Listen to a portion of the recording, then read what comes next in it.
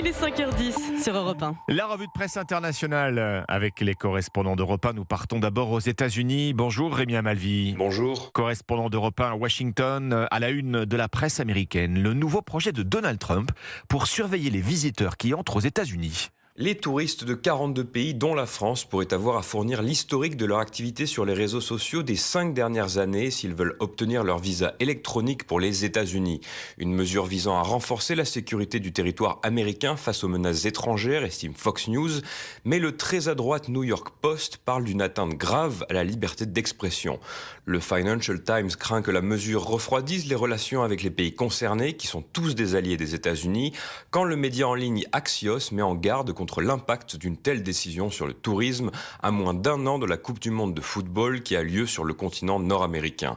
Mais pas de panique, la mesure n'est pas encore adoptée, rappelle le Washington Post. Pour l'instant, la proposition est ouverte à une période de consultation publique de 60 jours. Nous partons en Inde. Abdullah Irali, vous êtes à New Delhi pour Europe 1. Qu'est-ce qui fait la une des journaux en Inde ? Eh bien, ce sont les suites de la visite de Vladimir Poutine, avec un accueil tiède réservé aux nouvelles offres d'armement russe. Et le mot tièdeur revient d'ailleurs comme un leitmotiv. The Hindu note que malgré 19 accords économiques, New Delhi n'a offert qu'une réponse tiède aux offres militaires russes parce que l'Inde veut désormais renforcer son autonomie de défense. Le site International News and Views questionne la fiabilité des moteurs russes et la maintenance. Selon ce journal, New Delhi préfère plutôt accélérer son programme national du chasseur Tejas.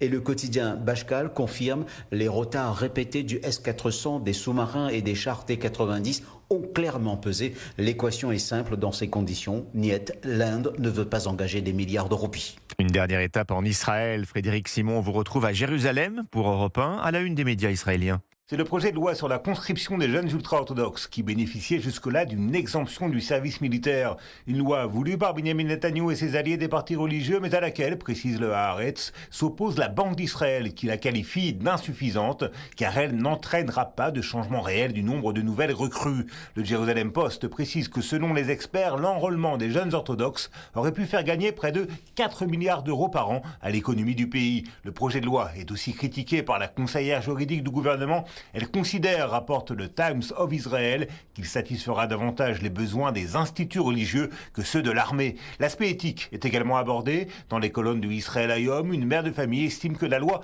abolit le fondement moral du service militaire de nos enfants. Frédéric Simon, correspondant d'Europe 1 en Israël. C'était votre revue de presse internationale à 5h.